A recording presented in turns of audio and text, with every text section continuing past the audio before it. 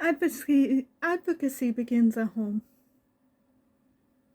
Heads up, I'm going to be talking about some of my experiences. It's going to be emotional, trigger warning, um, gang stalking, cyberbullying, gaslighting, manipulation, triangulation, uh, social media stalking, and uh, mental health impacts and physical health impacts, okay?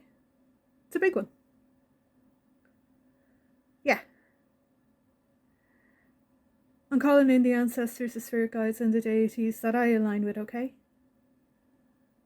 Because gods know I wouldn't be standing without them today. I live with complex trauma.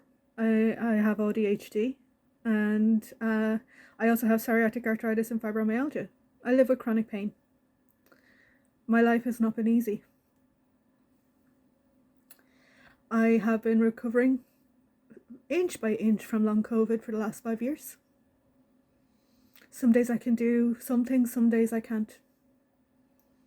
It's frustrating as fuck.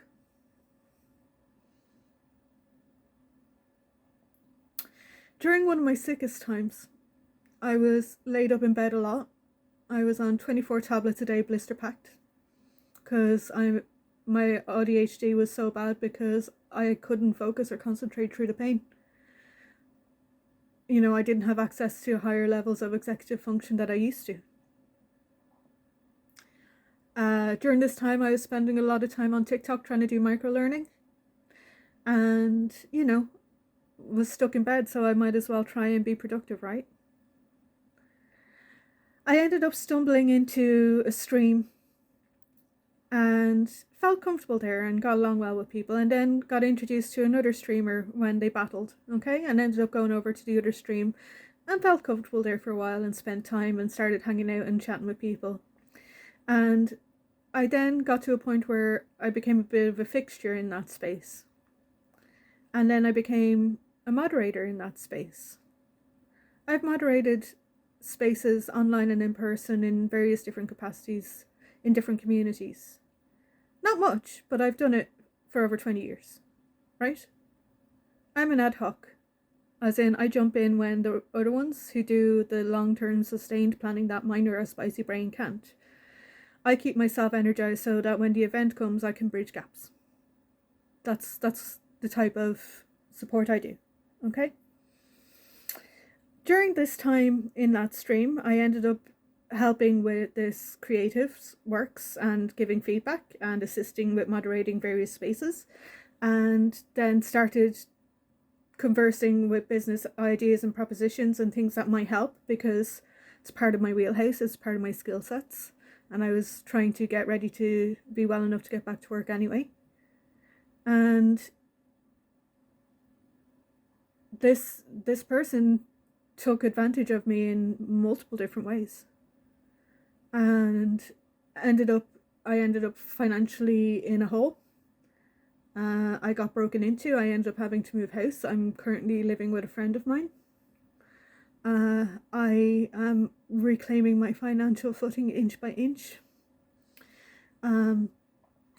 Once I stopped accepting being publicly bullied on an online platform while I was protecting the space that I was in, that woman got a ban for a week and wasn't allowed to run her stream for a week. My life is in ruins. With the stress of everything that was going on, I ended up developing a bleed, a subdermal bleed on my brain, and I ended up being in hospital. I've had a lot of very surreal things happen in the last year because of the level of trauma that this reignited. The reason why I wear beanies and hats so much is because after I was essayed in my early 20s, I became agoraphobic. It took me a long time to break those patterns. They've become active again because I don't feel safe. I don't feel safe being in streams on TikTok. I don't feel safe putting up content. I don't feel safe or protected in any capacity. I am a disabled person. If my existence makes you uncomfortable, look away. That's it. I am non-binary. When I was in so much pain, the dysphoria was so bad that I wanted top surgery in order to be able to cope. Thankfully, now that some other things have been sorted, that is less of an issue. I can live in my body. It's hard.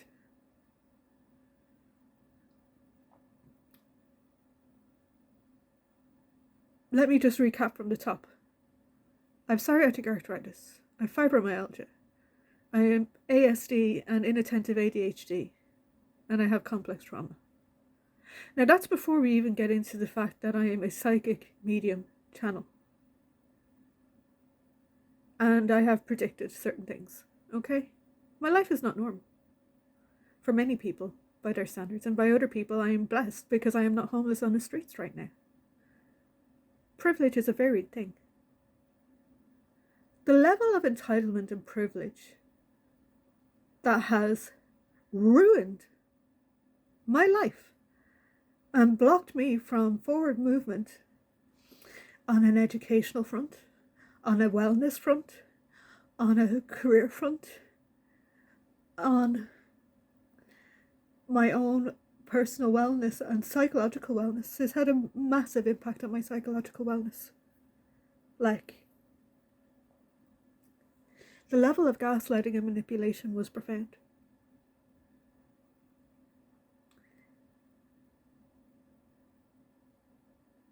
And I don't know who did what, because that's the way these things go, right? When you're the target, you're never supposed to know who's doing what, so that you become so fucked up that you never speak your truth. That you don't appear on screen unless you're a disheveled mess. And you don't turn up in court unless you're disassociating in the corner looking like you've been sectioned and are not fit for society in any capacity, so that people can view you as not capable. When in fact, the reason you're not capable is because you're a victim or a survivor. I find it so important to not slip into victim mentality. Because that's what they want, right? They want you in a corner, quiet, saying nothing, not appearing on screen, not speaking your truth, not talking. Because then it's not real, right? They can continue with their delusion and believe that everything will be fine. It'll all turn out in the end. Stop killing my buzz. You're ruining the vibe.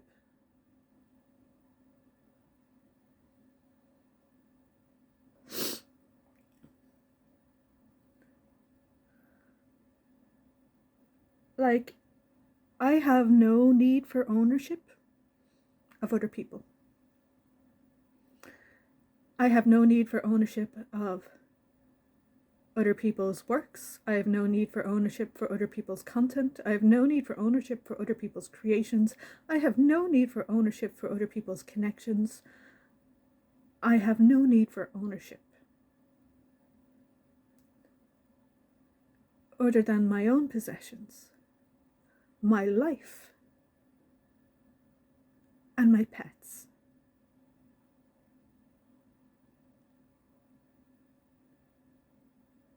The level of hurt and destabilization of my wellness journey that happened because of this woman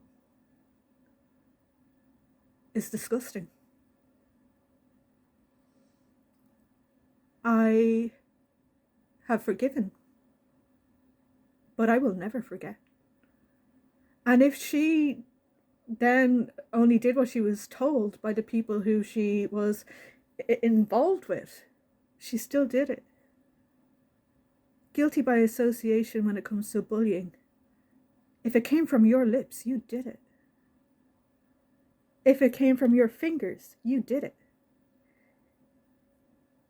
If you went digging and deliberately triggered somebody by using details about them which were private and slandering them in multiple spaces with multiple different reputable people, you did it.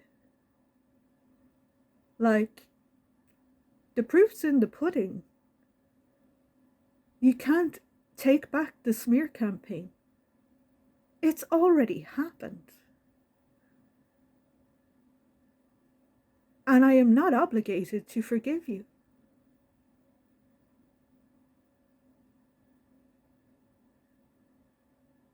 I hold space for people, and there's secrets that I have held.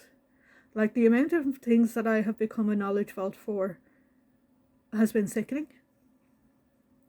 I'm not doing it anymore. I am not obligated to hold space for other people's bullshit and dark deeds.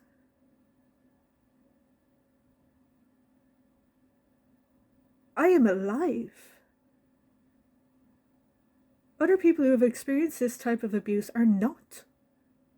It's that simple. My life has been ruined because I had my good nature taken advantage of.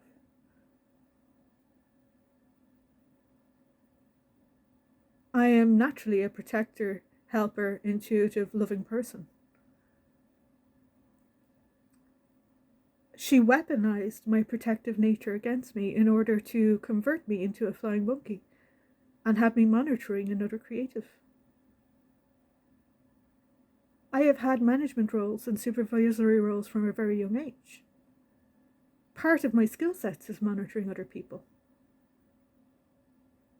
It was not hard for me to slot into a mindset that is work associated while lying in my bed in crippling amounts of pain on a mobile phone, trying to manage my own wellness while also helping somebody else manage their space.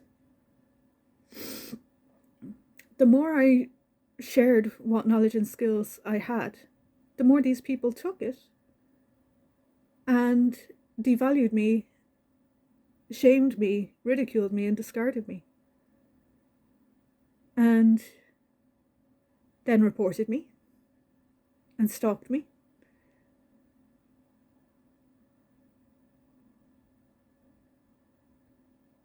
I am sober.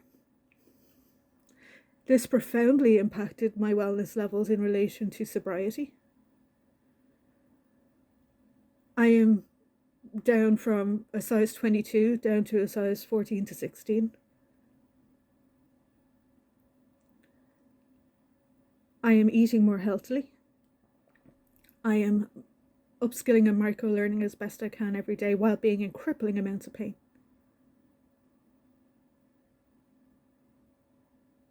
I don't owe this woman an apology.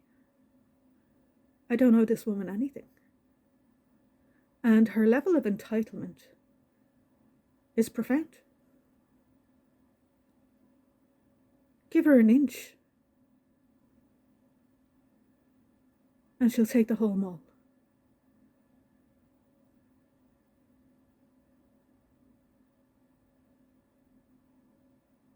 I go nonverbal. I shut down. I am trying extremely hard not to be living on Xanax. I get 10 a month.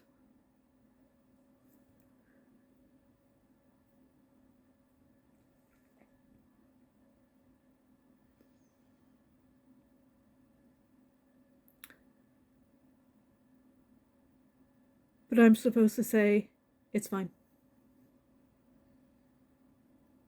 I'm supposed to say it's all forgiven.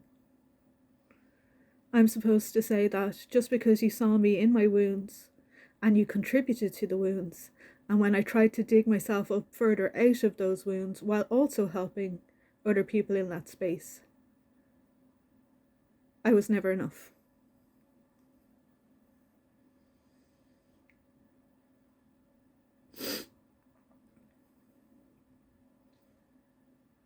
Because I wasn't an individual, right? I'm just another finger tapping a screen. I'm just another person curating the space. I'm just another opinion to secure the insecure creative.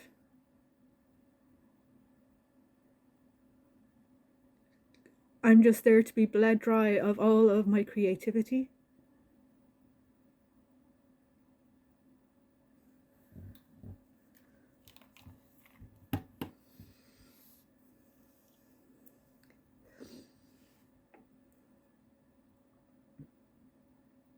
My only value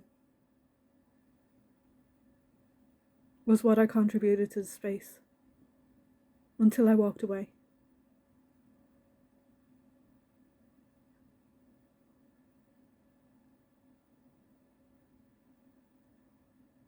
I will never be the same.